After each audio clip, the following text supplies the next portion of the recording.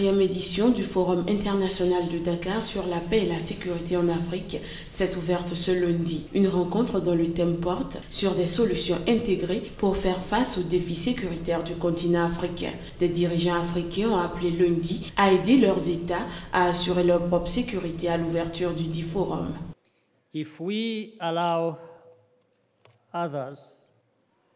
Si nous autorisons les autres à porter le fardeau et à déterminer nos défis à notre place et à en prendre la responsabilité à notre place, nous ne pouvons nous en prendre qu'à nous-mêmes. La riposte militaire doit être solidaire et globale pour ne laisser aucun sanctuaire aux groupes terroristes. Selon le président de la Commission de l'Union africaine, Moussa Faki Mahamat, la force multinationale contre le groupe djihadiste nigérian Boko Haram et la force du G5 Sahel sont les dernières illustrations de la doctrine africaine des opérations de soutien à la paix. Les défis liés au terrorisme et à la criminalité organisée ne peuvent être durablement traités par la seule approche militaire et sécuritaire. Ces fléaux sont très souvent la manifestation des problèmes plus profonds, mêlant déficiences en termes de gouvernance, de marginalisation, des violations des droits de l'homme et de bien d'autres facteurs. La ministre française des Armées Florence Parly a salué la mémoire des victimes des attentats du 13 novembre 2015 qui ont fait 130 morts à Paris et dans sa banlieue. La force du G5 Sahel, qui regroupe le Tchad, le Niger, le Mali, le Burkina Faso et la Mauritanie, est une initiative africaine qui a un succès, a assuré la ministre française. Je crois que c'est cela le sens de l'histoire, a-t-elle commenté en répétant qu'il était important que la communauté internationale apporte son plein soutien à cette initiative. Mduduzi Manana, l'ancien vice-ministre sud-africain de l'Éducation, a été condamné lundi à payer une amende de 6 000 € pour avoir agressé plusieurs femmes dans une boîte de nuit. Nous voulons que la justice suive son cours, qu'elle protège les femmes, nos belles femmes, contre les coups barbares des hommes. Alors nous sommes ici aujourd'hui pour veiller à ce que la justice soit rendue.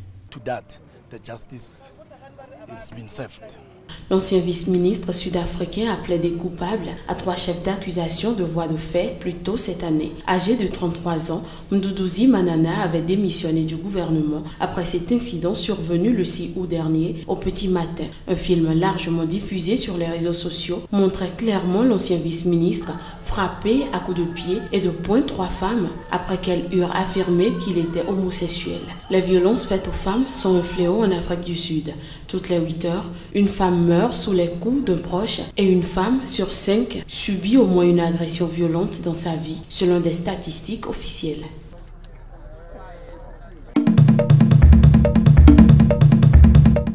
Richard a troqué les armes pour les outils agricoles.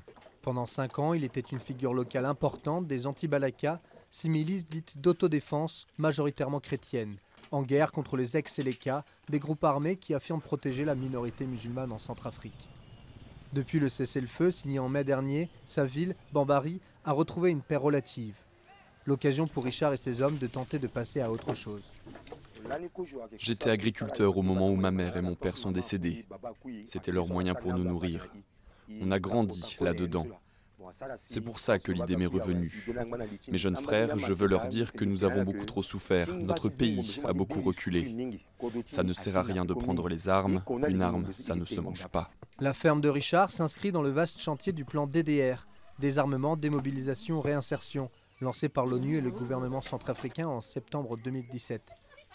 Des combattants démobilisés fabriquent du savon, des femmes musulmanes et chrétiennes se sont rassemblées en coopérative. À ce stade, le projet pilote concerne 3000 bénéficiaires, dont 1300 à Bambari.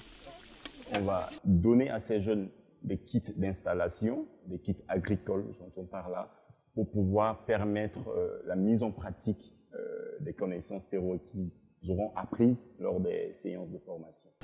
Les autorités centrafricaines sont venues visiter les projets de démobilisation à Bambari, vitrine de la paix dans le sud-ouest du pays. Mais dans les régions avoisinantes, la situation reste très tendue.